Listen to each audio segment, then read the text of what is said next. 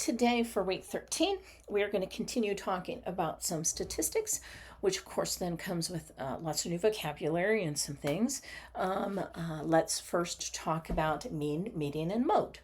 They are measures of central tendency. Now, what does that mean? Well, that kind of means what we expect the middle, the average, the central values to be doing. Now, mean is one that many teachers will just call average. You know, it's a mathematical average. So you take the total of the values and then you divide by the number of values that you get. So whatever that happens to be. Median is the physical middle value when they're arranged in least to greatest order. Now, here's the problem with median. If there's an odd number of values, it will be the physical middle value. But if you have an even number of values, the middle value will be the average of the two that are currently in the middle. So you might have to do a slight calculation there. Just add them and divide by 2. Mode is the most frequently occurring value on the list. Sometimes every single value occurs once, so there is no mode. Sometimes you might have 2 or 3 values that occur maybe 4 times on the list, whatever that happens to be. Now, range, I think we discussed maybe in the last week's video, is the largest minus the smallest. That mid-range is a little different. It's kind of the average of the largest and the smallest, if that makes sense. You just add the largest and the smallest together, divide by 2, you get the mid-range. So we've got some data here. For mean, it's one of the only ones that we don't need to add or put them in order yet. You can organize your data if you want to. It's kind of up to you. But the first thing I would do is count how many values I've got. So 1, 2, 3, 4, 5, 6, 7, 8, 9, 10, 11, 12, 13, 14, 15, 16, 17, 18, 19. Let's do that one more time. 1, 2, 3, 4, 5, 6, 7, 8, 9, 10, 11, 12, 13, 14, 15, 16, 17, 18, 19 values. So the mean we're going to divide by the 19. But the first thing we have to do is we have to add the values on our list.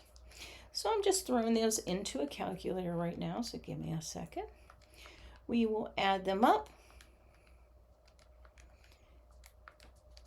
So just use a calculator for that part. If I added them right, the total of all of the values are 200. Ooh, sorry about that. Are 282. If we divide that by 19, we get approximately 14.8. Now that's to the nearest tenth. Please always read the instructions. What do the instructions say? Do I want to round it to the nearest whole number? That would be 15, nearest tenth.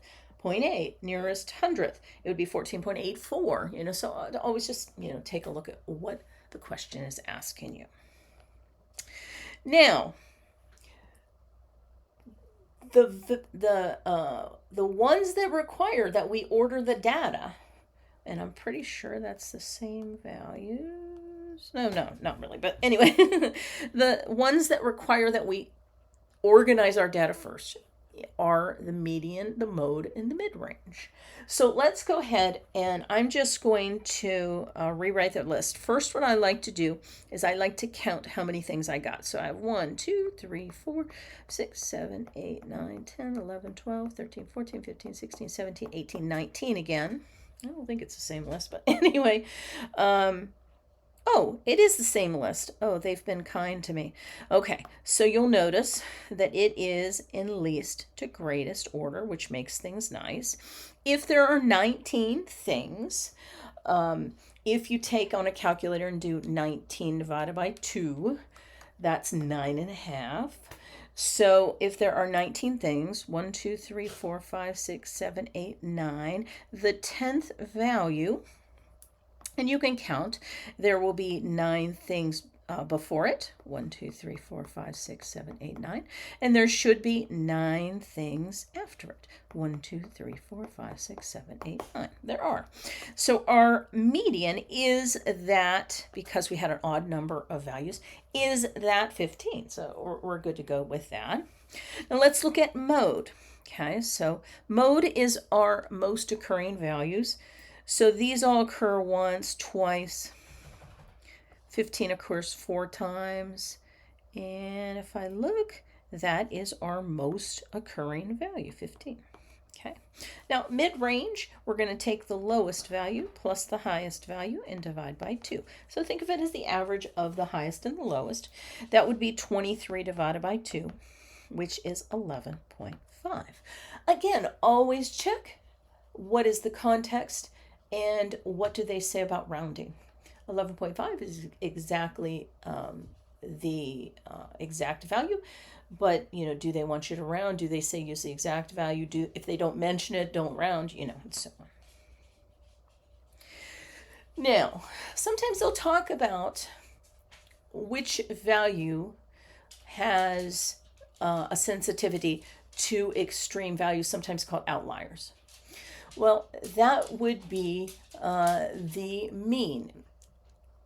An example, let's say that most everybody gets a C on the test. So everybody, let's say, gets a 75%, except one person gets 100%. That 100% will have more of an impact on the mean than it will have on the median and mode. So let's look at our example.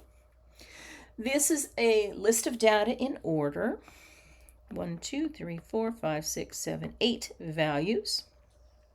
Let's do the 2 that are not real sensitive to extreme values. Let's do them first. They should be relatively close together. And then let's look at our mean and look at the difference. This 30 is really going to throw our values off. Okay, so we had 8 values. The median would be the average of the 2 that are in the middle, 4 and 5. Halfway between 4 and 5 is 4.5. If you can do that part in your head, feel free, but that would be our median. Our mode is our most occurring value, which the only one that occurs more than once on our list is 5. So those are very pretty close together, right? Now let's look at our mean. Now remember, we had 8 things. To find the mean, we're going to average them up. So 1 plus 2 plus 3 plus 4, and so on. If I use a calculator to total them up, that's a total of 57. Divide that by 8. We get 7.125. Now look at 7.125. It is larger than every single value on our list but that 30. So that 30 has really made it seem like our average is higher. If you averaged just the 1 through 7 values, you would get a much smaller average, probably closer to that 4. So these extreme values are going to make it so that, they're going to affect the mean more than anything else. Now, measures of central tendency were our mean, median, and mode. Measures of dispersion, how the data is spread apart, are the 3 that we see here. The range, which is the largest minus the smallest, how far apart are the values that you've got. The standard deviation is the average spread from the mean. I will show you how to find that on your Desmos calculator.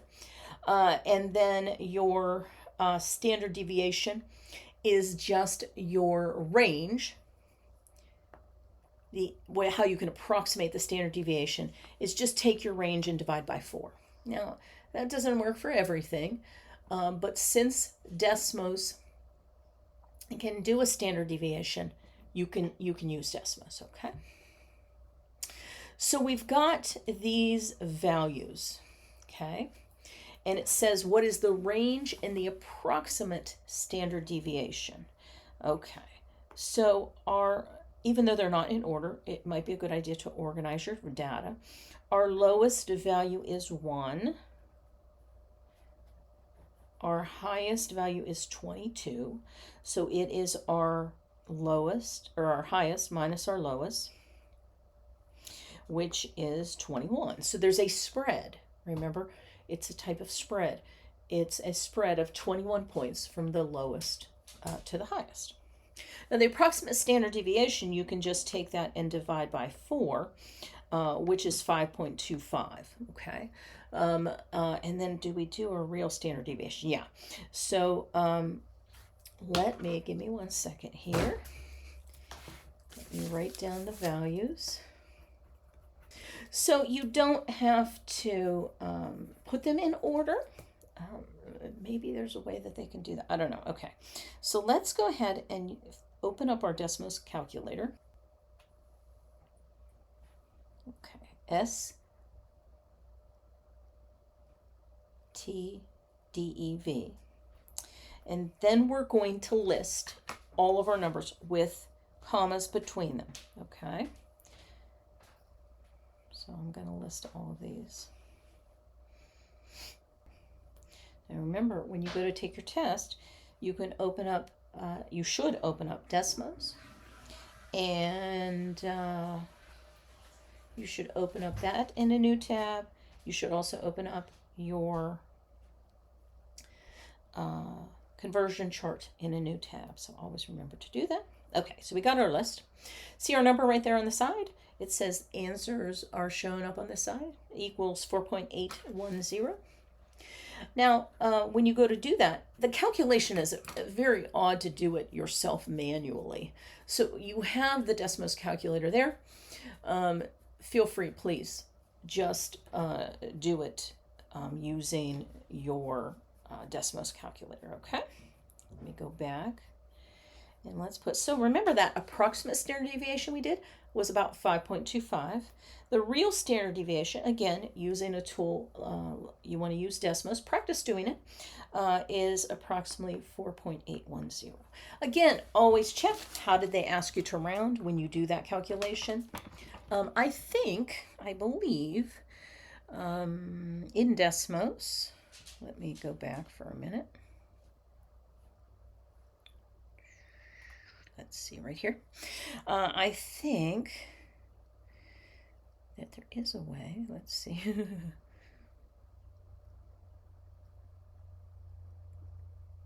I don't know if there's a way that we could copy, but I don't know. Okay, so there we